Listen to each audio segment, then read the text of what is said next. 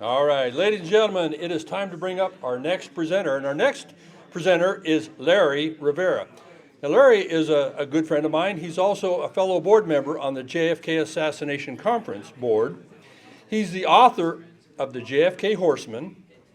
He is an expert at computer imaging technology and facial recognition using state-of-the-art digital overlays. Now, if you didn't see his presentation in 2016, where he did a digital overlay that proved conclusively that the doorman figure was not Billy Lovelady, but indeed it was Lee Oswald, you definitely need to see it. It is on YouTube.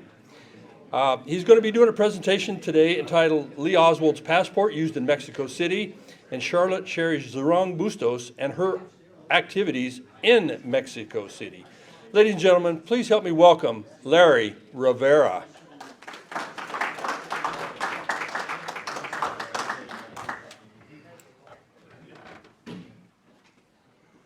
Good afternoon. Today's presentation has two parts.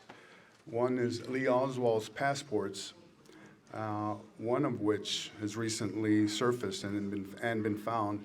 And the second part, we're going to talk about a very important person out of Mexico City who worked at the CIA station there for many years, Zehrung-Bustos, whose 201 file was recently released.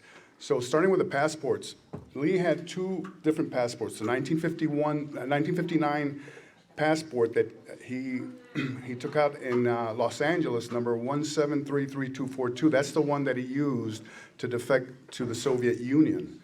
Now the second one, the one that he renewed in 1963 in New Orleans in June, number D092526, has never been seen. You're going to see it here for the first time today, and I'm going to show you where it came from. It has been suppressed ever since the assassination, and we're going to find out why it's been suppressed. Now, the two passports, both of them, were found at the 1026 North Beckley address, which is where he stayed in his rooming house. And they came up in a search by the Dallas Police Department on the 23 November. And that afternoon, the passports were photographed by the Dallas Police Department. One of the photographs was this one, which shows, can we advance that? Hit the button, DJ. We're already 2 slides behind. Here we go.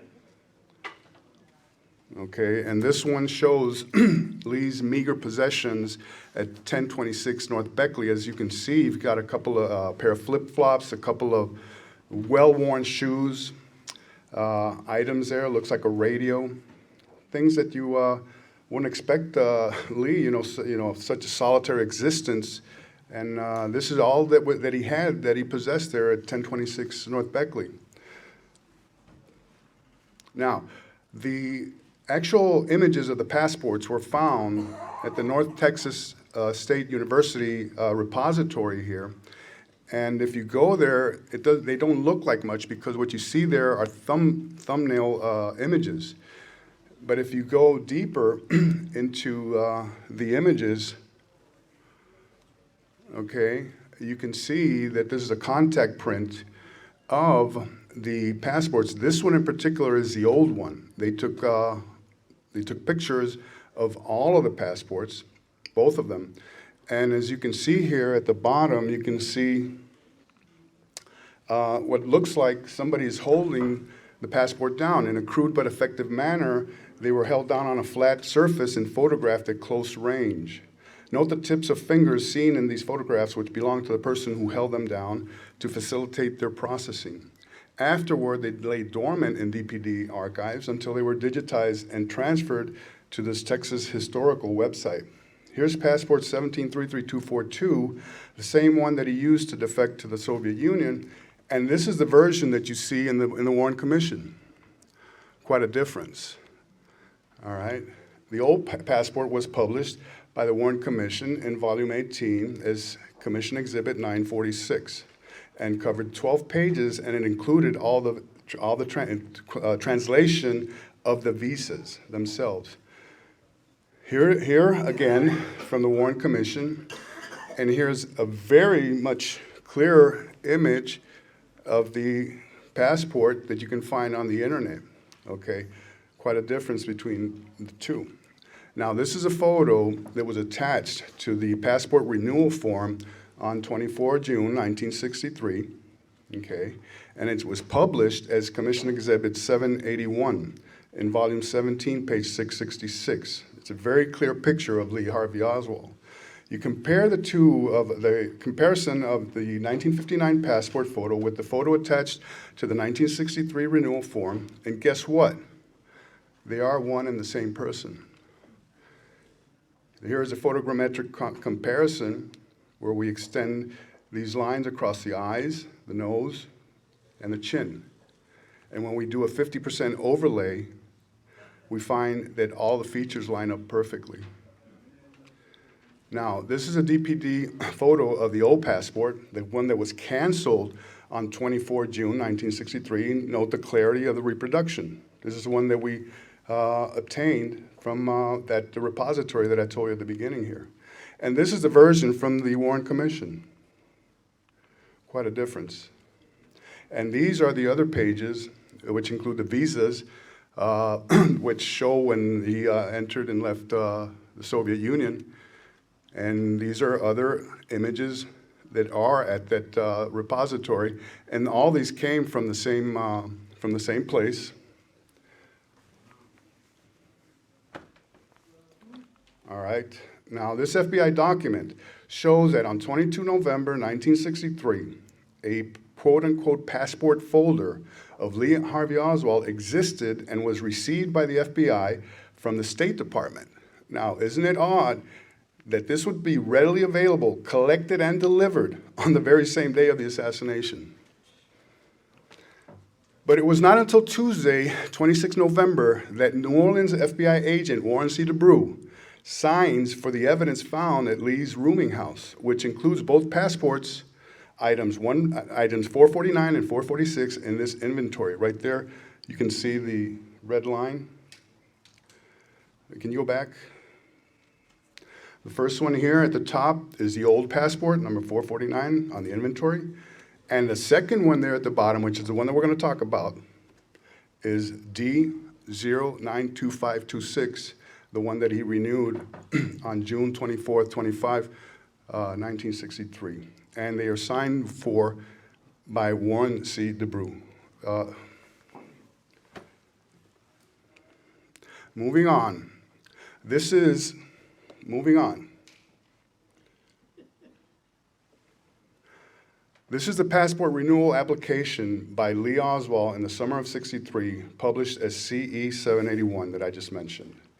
Here is a color version of that application, the renewal application. This is where we obtained the photograph that I showed earlier. Now, the second page of the 1963 passport renewal application, right here, the next, right. John Armstrong astutely notes several discrepancies in the names and dates of birth of his parents. Okay, at the bottom, Marguerite Claverie as Margaret Clavier, Robert Edward Lee Oswald as Robert Lee Oswald. The misspelling of Marina's last name, Prosakova instead of Prusakova, and the impossible marriage date of 31 April 1961. You can find that in Harvey and Lee. Now, no Mexico or Cuba as destinations. There's a reason for that.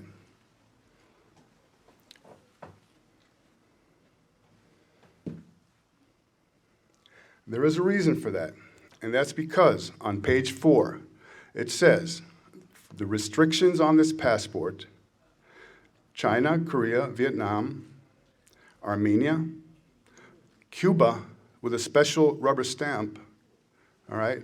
And that is the passport that Lee Oswald supposedly, or his impersonator, used to go to Mexico. Now, the reason 029526 had to be suppressed, any lay person would have questioned the Mexico City scenario had he or she seen this. Okay? You can't go to Cuba with this passport. Now, there's no reason to doubt that these are genuine facsimiles of the actual passport book, number D092526, belonging to Lee Oswald. These are the other pages of that passport. And as you can see, the perforated number at the top, okay, this is the real deal. Now, the great Sylvia Marr wrote the following: that some would not have taken Oswald to Havana without permission from the Mexican government to leave Mexico bound for Cuba. Such permission is normally withheld from Americans with passports, quote, not valid for travel to Cuba, unquote.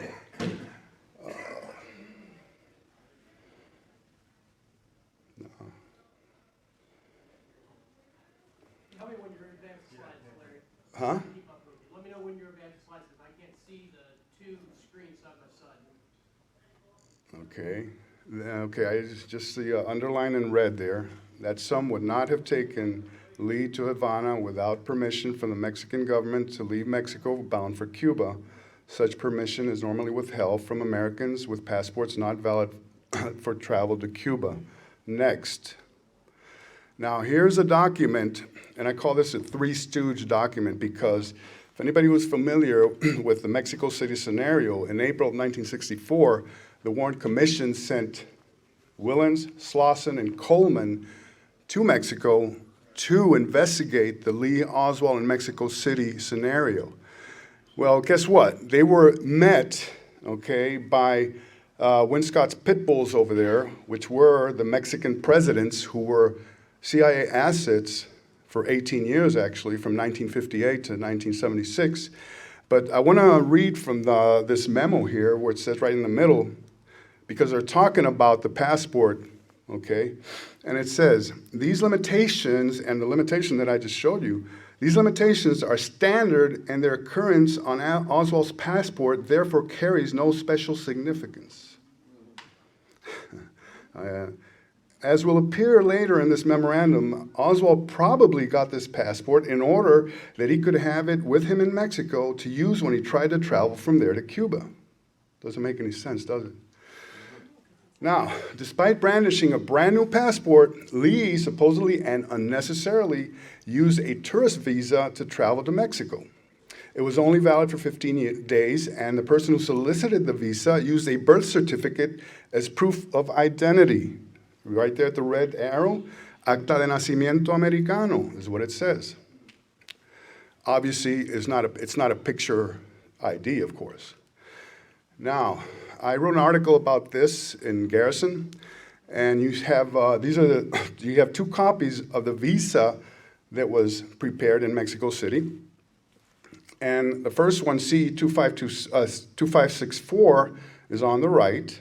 As you can see, it doesn't have the rubber stamp. The one on the left does. But when you look at right here at the top, it clearly says, next slide, please.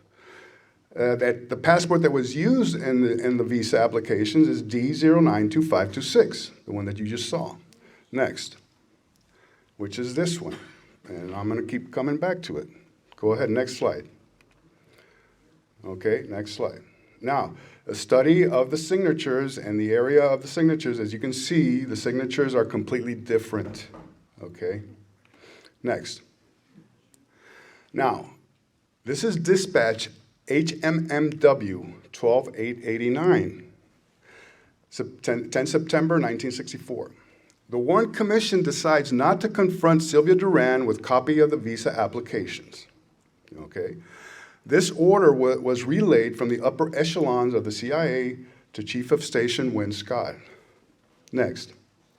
The reason not to confront Sylvia Duran with copies of the visa applications, the CIA suspects they have been faked and are not authentic. Okay? Next. Newly appointed Western Hemisphere Division Chief Desmond Fitzgerald wants to know about the authenticity of the visa application. Now, for those who follow this history, he came in place of J.C. King, also known as Oliver Galban, as the chief of Western WHD. All right, and right away he must have said, hey, there's something wrong here, you know. So they request, and I'm going to go on to the action copy, request Station Cable its opinion on the authenticity of visa application. Also, If available or possible, promptly procure, desire other examples or blanks for comparison and possible authentication. Does stationery of Havana's response check out with any available exemplars? So, Mexico City Station does not have exemplars of Cuban consulate visa applications. Why should they? Available to authenticate, so they decide to obtain one. We're on the next already.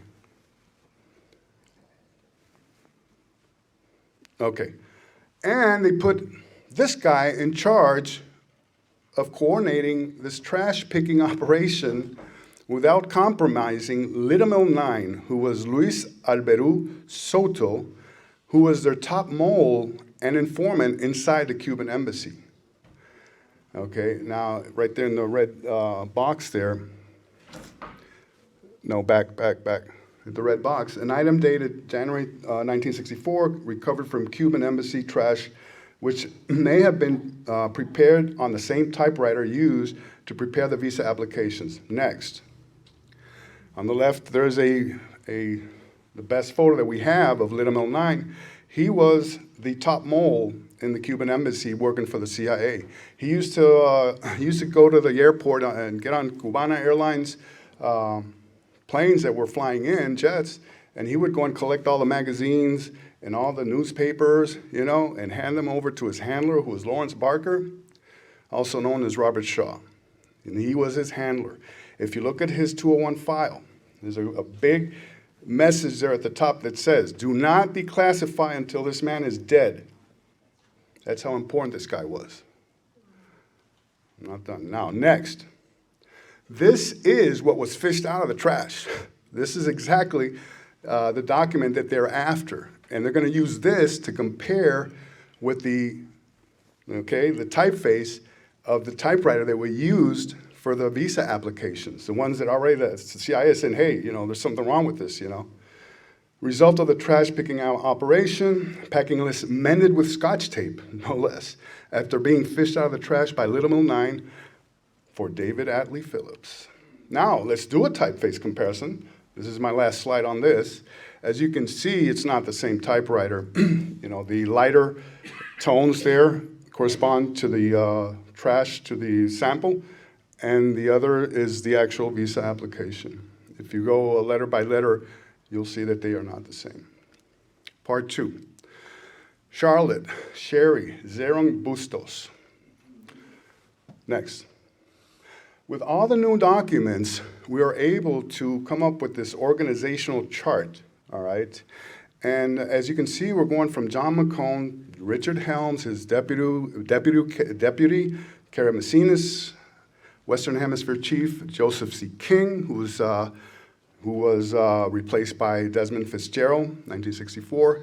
Then you've got Winscott, and you've got J.M. Wave right there on the side. And right here, with the red arrow, there's Charlotte Bustos. After looking at all the documentation, that is exactly where she fits in. All right? And you see all the people here. I'm just going to briefly, at the top, Ambassador Mann to the left. Then you've got the 3 Mexican presidents with their own cryptonyms. All right? Lopez Mateos, Gustavo Díaz Ordaz, and the henchman number 1, Luis Echeverria, who was the most notorious. Okay, he lived to be 100 and I don't know, he died recently, But he was the author of the Tlatelolco massacre of 1968 before the Olympics there, all right? And this is a picture next of Charlotte Bustos. Sherri, okay, very beautiful woman. Now, portions of her 201, which was never reviewed by any committee, were recently released. This is the cover page. I don't know if any of you have been looking at the new documents. When the HSCA requested documents, this form at the bottom there would be filled out by whoever requested it, the date and everything. As you can see, nobody ever saw her 201.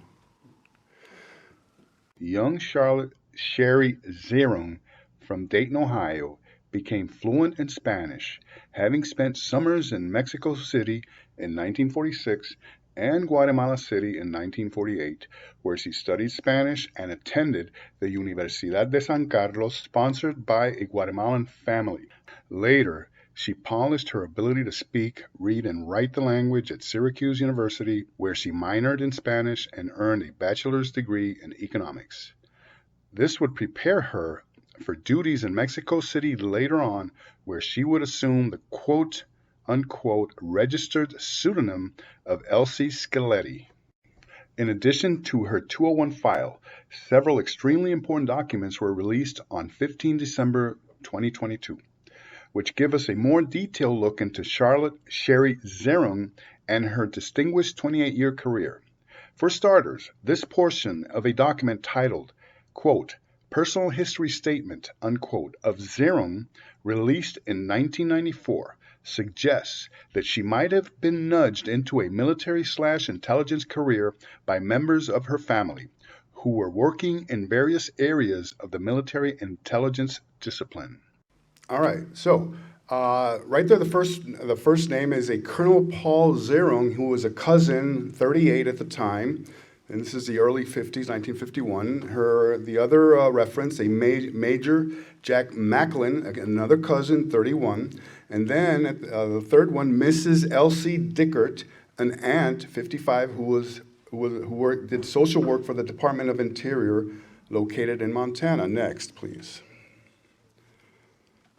Meteoric rise. On May 9th, 1950, Charlotte Zehrung put in a request for employment with the Civil Service Commission. She obtained her first indefinite appointment 15 February 1951 and began working for the Office of the Secretary, Division of Geography, Research Branch, Department of the Interior, as a statistical draftman, a position that started with a GS3 rating. On October 16, 1951, she obtained clearance and security approval for access to classified material. And by December 1951, she was a bona fide CIA intelligence officer in Brazil with a GS5 classification, working as a reports officer. Another quick step up the ladder occurred in April 1952, when she found herself still working in Brazil, but now as an intelligence officer with a rating GS7. Her responsibilities there, again, were as a reports officer, with more complex responsibilities where, among other things, she handled counter-espionage notebooks, CE.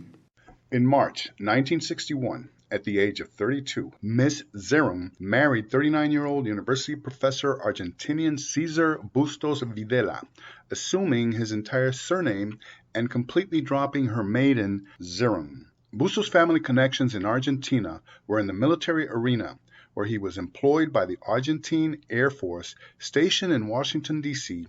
from 1951 to 1958 with the Argentine Air Attaché Office.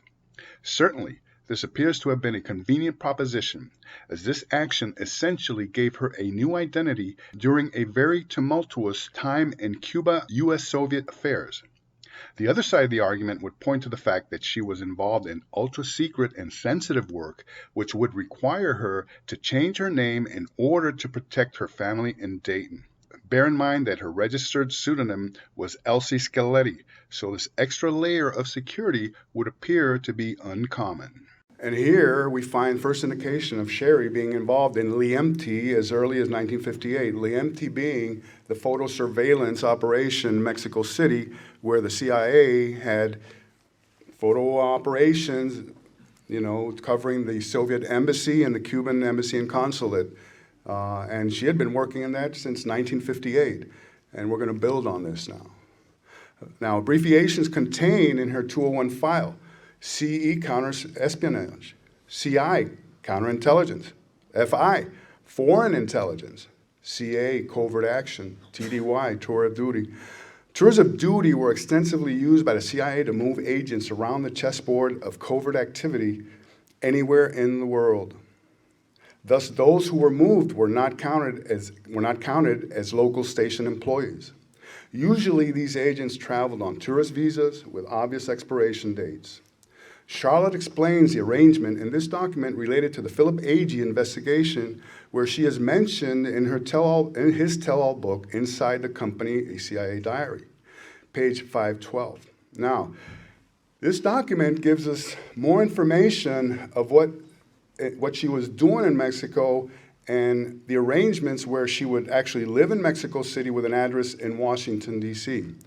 And she goes, Phil probably knew that Mexico was my first overseas assignment and possibly that I had a medical hold before. We've never heard about this. He knew I had spent many years in Branch 1 and was privy to almost everything going on at the Mexico City station. He knew I was assigned to Mexico under tourist cover, but worked inside the embassy. He knew my husband was here as a professor at the University of the Americas and that he did not work for BK Trust. Next, please. This 1959 recommendation for promotion to GS-12 by J.C. King, also known as Oliver Galbon, Chief, Western Hemisphere Division. And in this recommendation, right there at the arrow, the red arrow, during the past 2 years, she has been the responsible case officer for several FI, Foreign Intelligence, and CE counterespionage projects. Next, please. According to her newly released 201 file, by 1956, she was working in Mexico City as a quote-unquote reports officer, already with a grade of GS-11. She went from a GS-3 to a GS-11 in only 5 years. Here's a fitness report dated 4 November 1957, which places her in Mexico and covers the period 28 August 1956 to 27 August 1957. She came and went between Mexico and Washington on quote-unquote tourist visas, working TDYs, tours of duty, spending most of her time in Mexico. Regardless of the reason, before allowing the marriage to proceed, Bustos' family was thoroughly investigated by none other than CIA Deputy Chief of Personal Security Division, Charles S. Phelan himself. So right here in the middle, in the red box, subject is 32 years of age, has been employed by the agency since 1951. She is an intelligence officer, FI, GS-12, DDP, WH, Washington, D.C. Okay, she was indoctrinated for special intelligence on 22 December 1960. Subject was married on 18 March 1961, and immediately thereafter, she and her spouse took a 2-month trip to Western Europe, including West Germany. Next, please. And there at the bottom with the red arrow is Phelan himself okaying this union, all right? And I'm going to show you how that turned out. The second page calls for some very specific actions by Zehrung, which included providing full backgrounds of a slew of new Argentine in-laws. So it would be safe to assume that she complied inasmuch as both her career and marriage continued uninterrupted. Now, this is the form that I found where she had to fill out all the information of her in-laws, and we've got brothers and sisters of Bustos Videla, okay, Caesar, her husband, and we have Javier, Armando, Arturo, Gustavo, Humberto, Juanita, Elsa, Marcelo, Hugo, Ophelia. The form ran out of space, all right? So, and they went and they did complete background checks on all these in-laws. Next, please.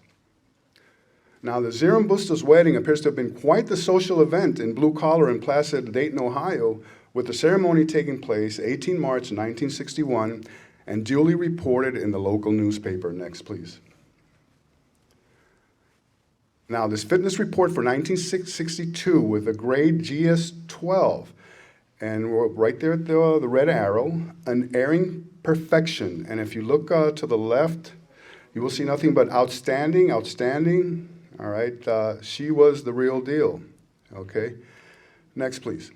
Now, a fitness report for 1963, the year of the assassination, general excellence, all right?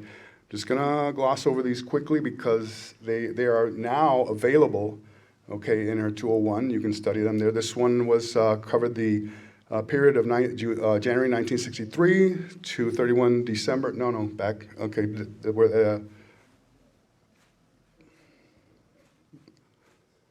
yeah, right, okay. 31 December 1963. Now the next one. In 1963, another recommendation for promotion now to GS-13 by J.C. King. Same guy, Oliver Galbon, Chief Western Hemisphere Division. And he goes in the middle. She is the soul and motor of that desk, managing many of its operations and supervising its staff, many of whom she has trained. And I'm going to go briefly into who she trained, okay, before that. Now, these are images, next please.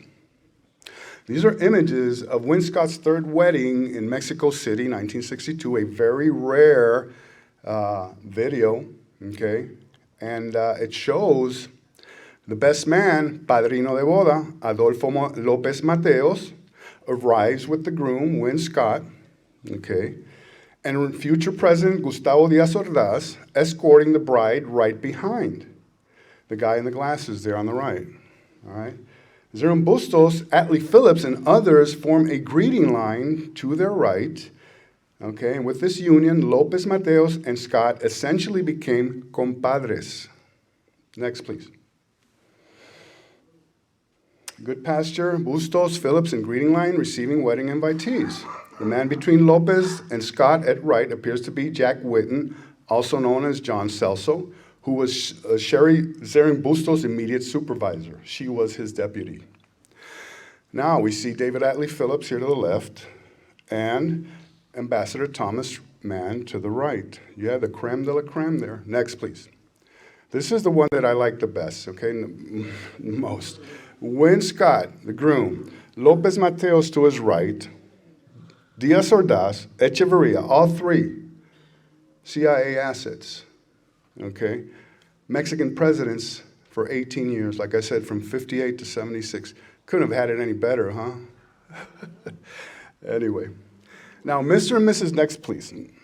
Mr. and Mrs. Bustos greet best man, Mexican President Adolfo López Mateos, and here she is with her husband, Caesar. Next, please. Next, please. Yeah. And there's a close-up, you know, it's a, she always wore pearls. She loved pearls. She's always seen in pearls, and that is definitely her. Now, next, please. And here it is noted that at the time of the assassinations, 1963, Zehrung-Bustos was an ops officer in Mexico City. The fact that she was involved in CI, CE, counterintelligence, counterespionage, foreign intelligence, covert activity, covert action operations suggests that as an ops and intelligence officer, she was on the exact same level as David Sanchez Morales, with Morales working out of Miami, checking in as a GS-14, just 2 levels above Charlotte. Next, please. Eventually, Sherri would be recommended for promotion to GS-14. She keeps going up by none other than the blonde ghost himself, Ted Shackley, David Morales' longtime boss, right here at the bottom. To summarize, we have an exceptional officer who has been performing at the level of a GS-14 for some years. It is now time to promote her to that grade commensurate with her performance, which she so justly deserves. Lienvoy documents. Lienvoy was the eavesdropping, the wiretapping operation in Mexico City of the Soviet embassy, the Cuban consulate. They even had the Czech embassy also in there, okay? And right at the top, the case officer for Lienvoy during the key year of 1963, okay? There she is at the top with where you see the red arrows. Yeah, that's that's where we're at. Okay, show Charlotte as case officer. The 2 red arrows, there she is. Next, please. According to memos in her file, she was in charge of operations and the training of operatives. Lienvoy and Liemti documents also show her as case officer of those operations as well. By 1963, she was a GS-12 and locked in on future promotions, which would lead to the ultimate prize. In her HSEA secret testimony, she admits rising all the way to chief of station of an unnamed CIA venue. That's very rare at this time, okay, and at the time, where misogyny was so prevalent in the military and especially in the intelligence community, for her to rise all the way to chief of station in the 1970s. Thanks to the newest document release of 15 December 22, the city and country will be shortly revealed. Next, please. That's some quotes, like Tetro likes to do all the time. One of the key people working for me was Zehrung-Bustos Videla, John Witten, also known as John Celso. Rare degree of amiability and cooperativeness, Fitness Report 1962. She is the soul and motor of the desk, managing many of its operations and supervising its staff, many of whom she has trained. Talking about training. Document from, next please. Document from a Liemti report shows Bustos as case officer in 1960. Recall that she had been working on Liemti since 1958. According to this document, she trained Liemti 1, also known as Raymond Herende, also known as Ramon Alvarez Durant, the most important and notorious Liemti agent ever, mentioned prominently in the Asham cable. I'll show you now the Asham cable. And right here, it says clearly that she trained him in flaps and seals. Flaps and seals means when you take mail, you open it, you copy it, and you seal the envelope, and you deliver it. Flaps, and she trained him in that, probably in other things as well. The Asham cable, and we've got to give Rex Bradford all the credit on this one, because even at the time when it was redacted, he was still able to identify Asham as none other than Alan Dulles. And right here, point number 2 in this cable, it says, only remaining hope would appear to be to get Asham prevail on the commission, not only retouch the background in the photos, and we're talking about the MMM photos, the Mexico Mystery Man photos, but also retouch face to degree, obviously not identifiable with Ruby, but also not with the actual subject of the photo. Now, why would Ruby be included in this cable, you know? But on the second page to the right, you'll see where they're talking about Scantling and Herende, who were the ones who ran Liemti for Bustos and the others going on up the ladder there, who stand to be personally compromised in any serious police investigation, being consulted 25 September for advice on best way to approach base housekeepers with least amount of alarm and greatest reassurance. So when the Mexico Mystery Man photos came out in September of 1964, the station in Mexico City was running all over the place, you know, trying to protect the base houses and those apartments that had the line of sight into the areas that they were covering at the time. Okay, and not only that, but all the employees and all the people that were working there. And we're going to see the importance of Herende. There's a photo from his 201. Next, please. And the next one. And there's the organizational chart of Liemti from one of the reports. They had to submit reports for funding every year, and this is included in one of them. And Herende had at least 16 agents that he supervised. Okay. And this is the person that Charlotte Bustos, that Sherri Bustos trained, okay? So, give you an idea of her importance. Next, please. This document from a Liemti report shows Bustos remained case officer of that surveillance project well into 1966, showing her at the very top. Recall that it was this project that came up with the Mexico Mystery Man photos of 22 November 1963. Next, please. There you go. Now, Win Scott, believe it or not, knew who this man was. And we get this urgent communication on 22 November 1963, the day of the assassination, no less, from Win Scott to Western Hemisphere Division Chief J.C. King, Colonel J.C. King, Oliver Galban, and the red where I have highlighted there. Reference is made to our conversation of 22 November in which I requested permission to give the legal attaché copies of photographs of a certain person who is known to you. Hello? Next, please. Introducing Mexi 6453. This is the one that started it all, because this is the first cable communication on 8 October that identifies a American male who spoke broken Russian An American male who spoke broken Russian, number one. Lee did not speak broken Russian.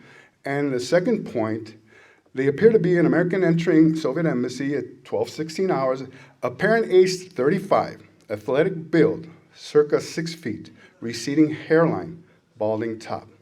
It's not Lee Oswald, obviously, but it is the man, Mexico mystery man. Okay. Now, American male who spoke broken Russian. Next, please. And go on to the next. Now, the problem, dispatch Mexi 6453 is already locked into American male who spoke broken Russian.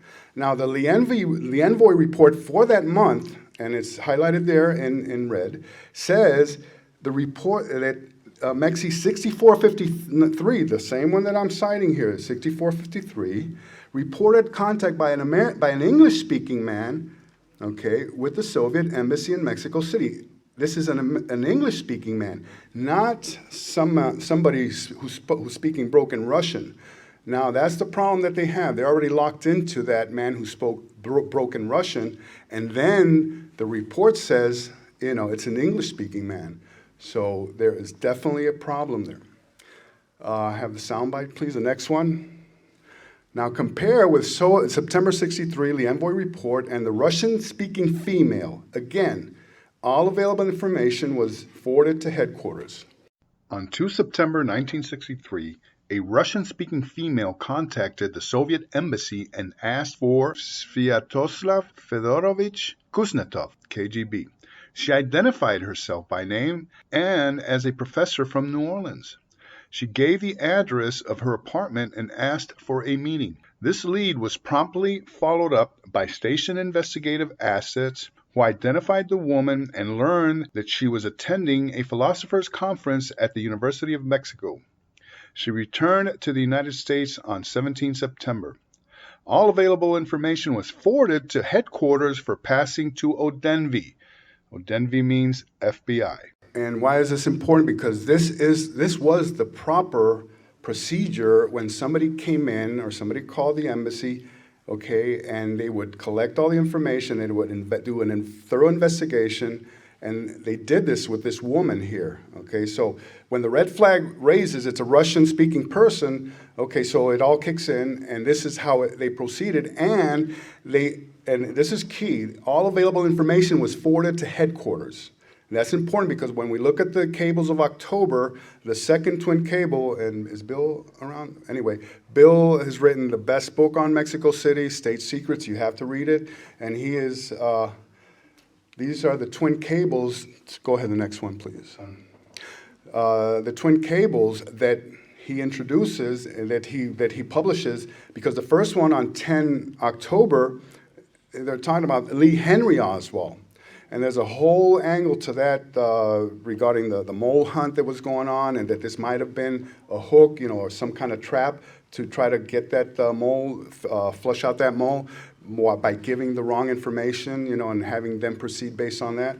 And the second one, okay, and again, they're still locked into American male who spoke broken Russian, but this is the second one, the second twin cable of October. Now, supposedly, they're sending cables to the Department of State, Federal Bureau of Investigation, Department of the Navy, and one that's crossed out there that we don't know. But that wasn't the proper procedure. The procedure was to collate all this information and send it to headquarters. Are we on the, I think we're on, I'm already 2 slides ahead. Go. Okay, we can go here. Now, the Bustos Scaletti HSCA security classified testimony. On 19 May 1978 and into retirement, Charlotte Zehrung-Bustos was finally brought in to testify in a closed setting before the HSCA. According to one recently declassified document, only Michael Goldsmith and a notary public, Albert LaFrance, were present, making this essentially a rare and unusual one-on-one encounter where she appeared without any representation. Okay. Next, please. Oh, wow. When the HSCA caught up with her, she claimed to be a plain housewife. Zehrung-Bustos insisted on continuing to use her old registered CIA pseudonym, and the HSCA acquiesced, as shown below. When asked by Goldsmith if Elsie Scaletti was her true name, this is how it was handled by Bustos. My name is Elsie Scaletti. I am presently a housewife. Is the name Scaletti your true name? No, it is not. It is a registered pseudonym. With whom is it registered? With the Central Intelligence Agency. Next. Plausible deniability is the reason she appears to be working in Washington, but in reality she is physically working and living in Mexico City with her husband Cesar, a professor at the University of the Americas in Cholula near the Distrito Federal. Earlier, the concept of tourist cover was introduced, which is the reason for this. Bustos summarized her experience with the CIA in this excerpt of her testimony, secret testimony. The abbreviation IA stands for Intelligence Analyst, a very sensitive position in the CIA which Professor John Newman, Dr. Newman occupied in the past. Next, please. The first of the Bustos twin cables, and she admits that she was the author. I'm not trying to be difficult. I was just trying to be accurate, okay? I understand that. I should indicate to you at the same time that we have been told by witnesses before the committee that you were known for having an excellent memory. Your reputation before this committee is a very good one. Very important to keep that in mind. Next, please. We tried to go overboard. Charlotte Zehrung-Bustos. Michael Goldsmith, however, asked one of the most important, if not the most important question anyone could have asked Bustos or anyone else involved in the Mexico City cables of 9 and 10 October 1963. As shown above, Bustos recalled that other agencies received copies of these cables, and I'm going to go right to the next one. And where she goes, I can honestly say there was certainly no intention to keep anything or hide anything. We were trying to put something forth and see what the other agencies could do. Obviously catching Sherri in a major slip, Goldsmith went in for the kill. Did you ever get any response from the other agencies regarding Oswald? Not that I recall. And then she changes the subject. What was the date of our teletype out to the other government agencies? Mr. Goldsmith, 10 October 1963. It is quite possible that no responses were registered from any agencies because, simply put, they never received anything in real time on those specific days from 8 to 10 October 1963 or any days close to these dates.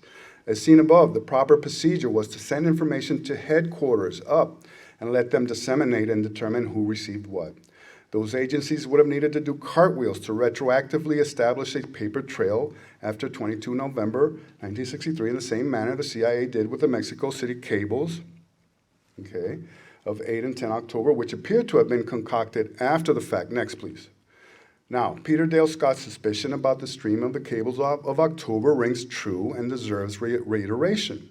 With the new releases, the number of unanswered questions about Lee Oswald, the subject is now greater, not less than before. However, one hypothesis at the center seems more and more reasonable.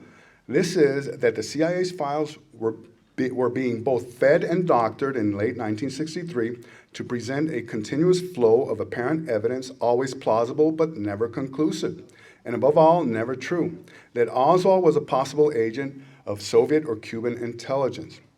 David Talbot tells us, but Hoover, whom Johnson found a most trustworthy source of intelligence, informed the president that the photographic and audio evidence the CIA was using to provide Oswald to prove Oswald had visited the Soviet and Cuban embassies in Mexico City appeared to be fake.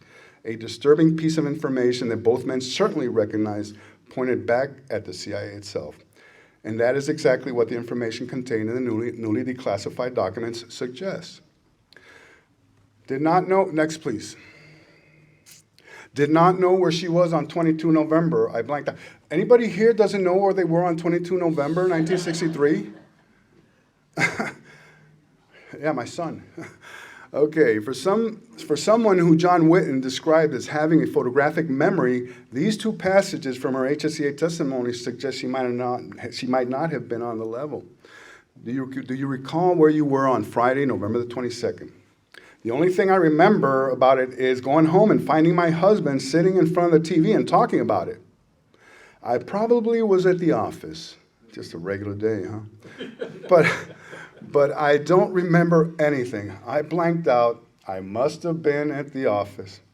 Of course, it clashes sharply with what Celso and Witten testified. And this one, this was 23 November. And she goes, when was the assassination?